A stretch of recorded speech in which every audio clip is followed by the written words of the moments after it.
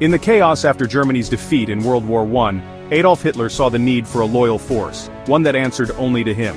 The Schutzstaffel, or SS, began as a handful of fiercely devoted bodyguards, chosen for their toughness and loyalty. Unlike the rowdy SA, the SS was envisioned as an elite, a Praetorian guard to shield Hitler from rivals inside and outside the Nazi Party. Heinrich Himmler took command in 1929, transforming the SS into a sinister order obsessed with racial purity and ideological fanaticism. Under Himmler, the SS grew beyond bodyguards, developing its own intelligence service, strict code, and chilling vision for the future. The black uniforms and death's head insignia projected fear and mystique, signaling the rise of a new, ruthless elite. The SS became a secular religion, with Hitler as its god and Himmler as its high priest. What began as a small group of bodyguards was evolving into the most feared organization in Nazi Germany. The SS was designed to be the backbone of the Nazi state, enforcing its darkest ideals. Its members were not just soldiers, they were the instruments of terror, ready to reshape Germany and soon, the world. The shadow of the SS was lengthening, quietly preparing for the horrors to come. The transformation was underway, the SS was becoming the engine of Nazi power. Why did young German men flock to the SS? For many it offered belonging, purpose, and the promise of restored national honor. The SS presented itself as an exclusive brotherhood, elevating recruits above the masses and granting them power and status. The black uniform and aura of menace commanded respect and fear. For those from humble backgrounds, the SS was a path to influence and control. Nazi propaganda painted the SS as pioneers of a heroic new order, guardians of a thousand-year Reich. The allure was adventure, a sense of destiny, and the chance to be part of something historic. The SS also promised order and discipline in a chaotic world, providing clear answers and a strict moral code, loyalty to Hitler above all. For many this structure was comforting, offering certainty amid turmoil. The SS's seductive mix of power, purpose, and belonging drew in a generation searching for meaning.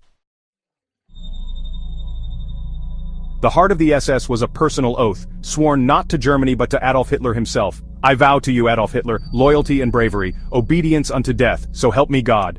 This oath bypassed all other loyalties, binding each man directly to Hitler's will. It demanded absolute obedience, even if orders defied law or morality. The ceremony was theatrical, often by torchlight, impressing on recruits the gravity of their commitment. The oath marked a point of no return, severing old ties and forging a new identity. For SS men, the oath became a shield against conscience, a justification for any act, no matter how horrific. When faced with atrocity, they clung to their vow. It was not their place to question, only to obey. The oath was the key to unleashing their capacity for cruelty. It transformed ordinary men into instruments of Hitler's will. This pledge was the psychological foundation of the SS's power and its crimes. After the oath, SS recruits underwent relentless indoctrination. They were taught they were the Aryan elite, duty-bound to protect their blood from inferior races. Endless lectures, propaganda, and pseudoscience dehumanized Jews, Slavs, and Roma, making cruelty seem righteous. Brutal discipline and psychological conditioning broke down empathy, fostering blind obedience and ruthlessness. Pity was weakness, violence was virtue. The goal to create political soldiers, fighting not for territory, but for a racial crusade. The SS man's loyalty was to Nazi ideology, not to comrades or country. Through this process, the SS forged men capable of unspeakable acts in the name of hate. The SS's most terrifying role was running the concentration camps. Starting with Dachau, SS Death's Head units created a system of terror, where guards were trained to see prisoners as subhuman. Compassion was punished, brutality was rewarded. As war began, camps became centers for slave labor and ultimately mass murder. The SS orchestrated the Holocaust, from rounding up victims to operating gas chambers. Doctors performed horrific experiments, administrators treated lives as numbers. The camps were the SS's ultimate project, ideology made into industrialized death. Here the SS became both executioner and god, wielding absolute power over millions. The SS's reach extended far beyond the camps. Under Himmler it became a state within a state, controlling security, intelligence, and the economy. The Gestapo, under SS command, enforced Nazi rule through fear, informers, and midnight arrests. The SS decided who was loyal and who was an enemy. As Germany conquered Europe, SS Einsatzgruppen followed, carrying out mass shootings of Jews, Roma, and others. The SS also sought to shape the future, encouraging racially valuable births and exploiting slave labor for profit. Its ideology was enforced with bullets, bureaucracy, and terror. The SS was the true engine of the Nazi revolution, holding life and death over an entire continent. Its power was vast, its cruelty boundless.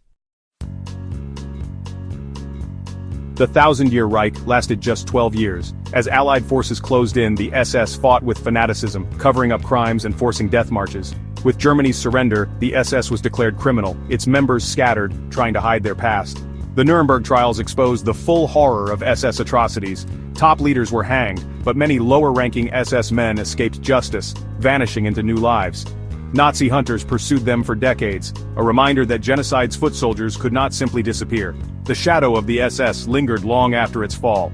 The SS story is a warning, how charismatic leaders and toxic ideology can turn ordinary people into agents of evil. It shows the danger of loyalty to a person over principle, and the speed with which civilization can collapse.